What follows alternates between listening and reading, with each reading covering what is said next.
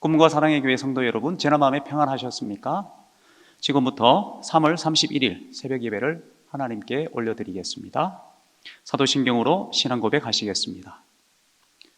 전능하사 천지를 만드신 하나님 아버지를 내가 믿사오며 그 외아들 우리 주 예수 그리스도를 믿사오니 이는 성령으로 잉태하사 동정녀 마리아에게 나시고 본디오 빌라도에게 고난을 받으사 십자가에 못 박혀 죽으시고 장사한 지 사흘 만에 죽은 자 가운데서 다시 살아나시며 하늘에 오르사 전능하신 하나님 우편에 앉아 계시다가 저리로서 산자와 죽은 자를 심판하러 오시리라. 성령을 믿사오며 거룩한 공회와 성도가 서로 교통하는 것과 죄를 사하여 주시는 것과 몸이 다시 사는 것과 영원히 사는 것을 믿사옵나이다. 아멘. 다 함께 찬송가 79장 찬양 드리겠습니다.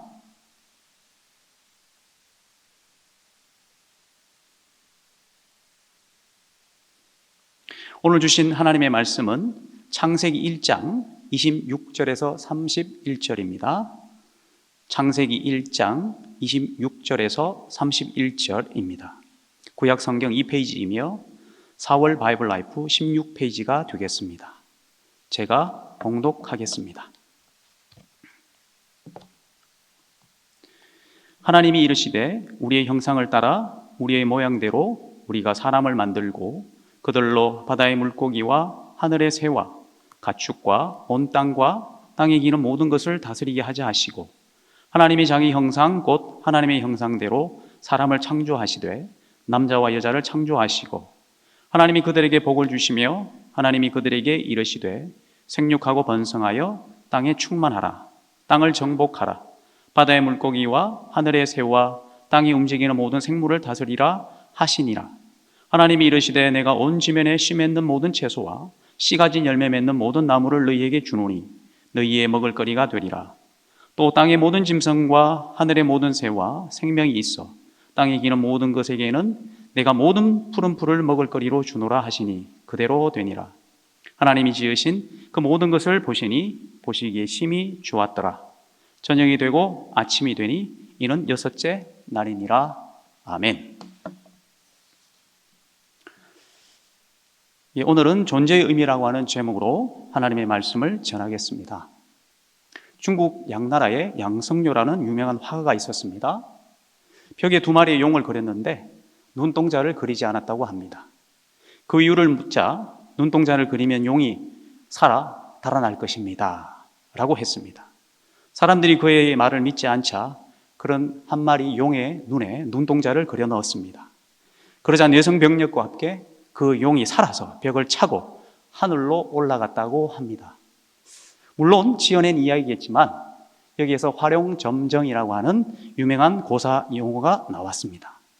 활용점정이란 모든 일을 마무리함에 있어서 가장 중요한 것을 완성시킨다라는 의미가 있습니다. 바로 오늘 본문에 나오는 하나님의 창조의 이야기에서 인간의 의미가 그러합니다. 인간의 존재에 대한 수많은 인류의 질문에 대하여 본문은 매우 중요한 교훈을 주고 있습니다. 오늘은 2가지만 살펴보고자 합니다. 첫째는 인간은 하나님의 창조물 가운데 가장 소중한 영적 존재라는 것입니다. 눈동자를 그려 넣음으로써 그림이 완성되듯이 인간은 하나님의 창조물 가운데 완성하는 존재였다라고 하는 것입니다. 창조의 마지막 날 모든 창조물을 만드신 이후에 하나님께서 인간을 만드신 것입니다. 26절의 말씀을 함께 보겠습니다. 하나님이 이르시되 우리의 형상을 따라 우리의 모양대로 우리가 사람을 만들고 그들로 바다의 물고기와 하늘의 새와 가축과 온 땅과 땅에 기는 모든 것을 다스리게 하자 하시고, 여기에서 만들고라고 하는 단어는 히브리어의 아싸라고 하는 동사인데요, 무에서 유를 만든다라고 하는 바라라고 하는 동사에 비해 재료를 가지고 만든다라는 의미가 있습니다. 즉 하나님께서 흙으로 사람을 만드시고 하나님의 형상과 모양으로 만드셨다라는 의미가 있는 것이죠. 인간은 만물로부터 나왔지만 만물과 차별화된 존재임을 보여주고 있습니다. 따라서 인간이라는 존재는 하나님 보시기에 매우 소중한 존재이지요. 인간은 세상의 만물들과 비교될 수 없는 천하보다 귀한 존재입니다. 본문의 마지막 구절에도 보면 인간을 지으신 마지막 여섯째 날에 지으신 모든 것을 보고 심히 매우 좋았더라 라고 강조하고 있습니다.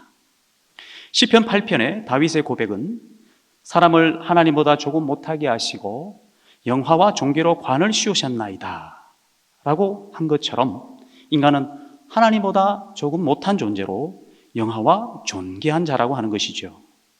성경은 우리 스스로를 하찮게 여기지 말라라고 말씀하고 있습니다. 만물에 속해 있으나 하나님과 직접 관계하는 영적인 존재라는 사실을 기억하시기 바랍니다. 둘째로 인간은 하나님의 뜻에 따라 살아가는 존재입니다.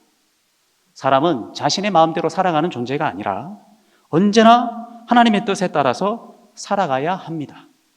우리의 삶의 현장은 바로 이러한 하나님의 뜻을 이루기 위한 거룩한 공간인 것입니다. 28절의 말씀을 잠깐 보시겠습니다. 하나님이 그들에게 복을 주시며 하나님이 그들에게 이르시되 생육하고 번성하여 땅에 충만하라. 땅을 정복하라. 바다의 물고기와 하늘의 새와 땅이 움직이는 모든 생물을 다스리라 하시니라. 하나님이 인간에게 복을 주시면서 생육하고 번성하라 하셨습니다. 생육과 번성은 하나님의 복입니다.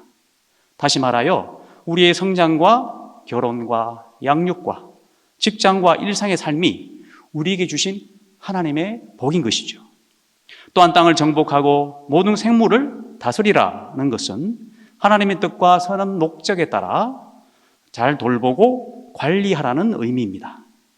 우리가 딛고 살아가는 거룩한 공간을 착취하고 파괴하는 것은 하나님의 뜻이 아니며 하나님의 복을 누리지 못하는 것입니다. 요즘 여성의 성, 특히 미성년자들을 성적으로 착취하는 N방, 박사방이라는 이름으로 매우 소란스럽습니다. 원래 방은 안방, 사랑방, 찜질방, 또 때로는 카톡방 등 좋은 의미로 쓰여야 합니다. 원래 방이라 함은 자유로운 생각을 공유하고 편히 쉬며 환영받는 곳입니다.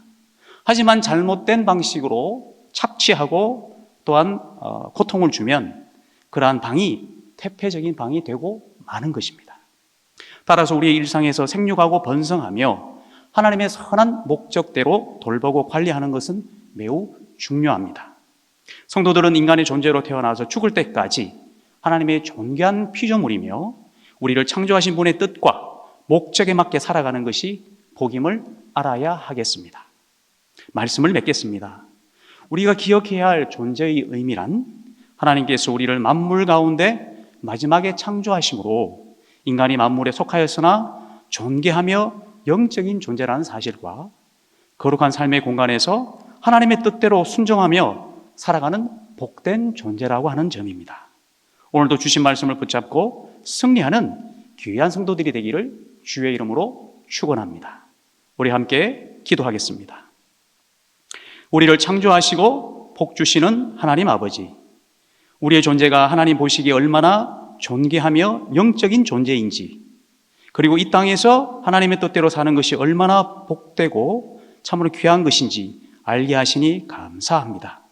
오늘도 우리의 삶 속에서 하나님 앞에 존귀한 자로 주변의 상황을 바라보지 않고 낙심하기보다 오직 하나님의 뜻에 순종하는 성도로 살아가게 하옵소서. 우리 주 예수 그리스도의 이름으로 간절히 기도드리옵나이다. 아멘. 주기도문 하심으로 새벽 예배를 마치겠습니다. 하늘에 계신 우리 아버지여, 이름이 거룩히 여김을 받으시오며 나라가 임하시오며 뜻이 하늘에서 이루어진 것 같이 땅에서도 이루어지이다. 오늘 우리에게 일용할 양식을 주시옵고 우리가 우리에게 죄 지은 자를 사하여 준 것 같이 우리 죄를 사하여 주시옵고 우리를 시험에 들게 하지 마시옵고 다만 악에서 구하시옵소서. 나라와 권세와 영광이 아버지께 영원히 있사옵나이다. 아멘. 이어서 개인 기도 하시겠습니다.